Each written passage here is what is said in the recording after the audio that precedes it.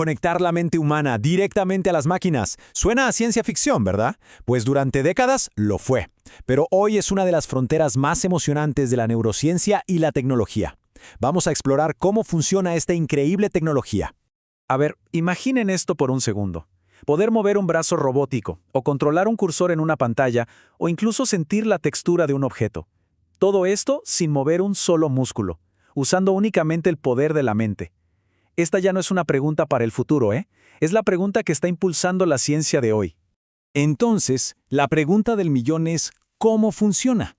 Bueno, una interfaz cerebro-computadora, o BCI por sus siglas en inglés, es, en pocas palabras, un puente.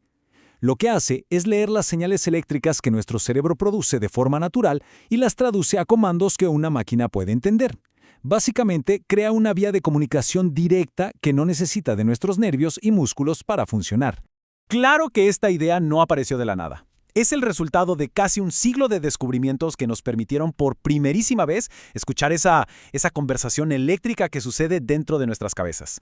Miren, todo arranca por allá en 1924, cuando Hans Berger demostró que el cerebro produce electricidad que se puede medir. Imagínense, fue toda una revelación. Décadas más tarde vimos usos súper creativos, como el de Alvin Lucier, que hizo música con sus propias ondas cerebrales. Pero fue en 1973 cuando Jacques Vidal le puso un nombre formal a todo este campo. Y para los años 90, la tecnología había avanzado tanto que los primeros implantes en humanos se hicieron realidad. Y es justo aquí, en la capacidad de reconstruir el cuerpo humano, donde las BCI han tenido su impacto más profundo y más visible. Esto dio origen a todo el campo de la neuroprótesis. Lo que estamos viendo aquí es un salto tecnológico brutal. A la izquierda, fíjense, una prótesis de hierro de 1400. ¿Funcional? Sí, pero totalmente mecánica. Y a la derecha, una mano biónica de hoy. Pero la gran diferencia no está solo en el material, está en la inteligencia que tienen ahora. Las prótesis de hoy buscan ser una extensión directa de la voluntad de la persona. Y no vayan a creer que esto es algo para unos pocos. Para nada. Para que se hagan una idea de la escala, ya para diciembre de 2010, más de 736,000 personas en todo el mundo tenían implantes cocleares, que son uno de los dispositivos neuroprotésicos más comunes, y que devuelven la audición conectándose directamente al nervio auditivo. Este proyecto, Phantom Limb, es un ejemplo genial de hacia dónde va todo esto. En lugar de un control manual complicado, utiliza sensores que detectan las señales eléctricas que el cerebro todavía envía a los músculos que quedan en el hombro. La prótesis, entonces, interpreta esas señales de intención y las convierte en movimiento. El control se vuelve muchísimo más intuitivo. Ok, mover la prótesis está muy bien, pero ¿y el sentido del tacto? El verdadero salto, el cambio de juego, no es solo que el cerebro le hable a la máquina, sino que la máquina le pueda responder al cerebro. Vamos a ver cómo se construye eso. Aquí está el secreto del asunto. La comunicación tiene que ser de ida y vuelta, una calle de doble sentido.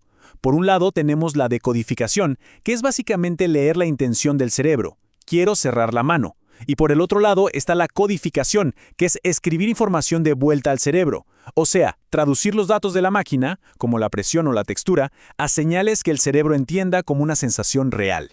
Y todo esto junto crea lo que se llama un bucle de retroalimentación. Y funciona en tiempo real. Piénsenlo así. La persona tiene la intención de moverse, y la prótesis se mueve. Luego, los sensores de la prótesis tocan algo, sienten algo, y esa información viaja de regreso al cerebro. Esto le permite al usuario sentir con su prótesis. Es literalmente un diálogo constante entre la mente y la máquina. Y claro, esto no es solo teoría, la ciencia lo demuestra. Hubo un estudio clave, súper interesante, donde unos monos que controlaban un cursor con la mente lograron identificar objetos virtuales. ¿Cómo? Basándose únicamente en la información táctil artificial que se enviaba directo a su cerebro. O sea, no necesitaban ver el objeto, porque podían sentirlo. Todo esto nos está llevando a una frontera completamente nueva. Ya no hablamos solo de restaurar funciones que se perdieron. Ahora la conversación es sobre cómo colaborar con la tecnología para amplificar nuestro propio potencial humano. Y aquí entramos en un terreno fascinante. Este es un concepto bastante avanzado, el neurocoprocesador. Pensemos en él como una pequeña inteligencia artificial que trabaja mano a mano con el cerebro.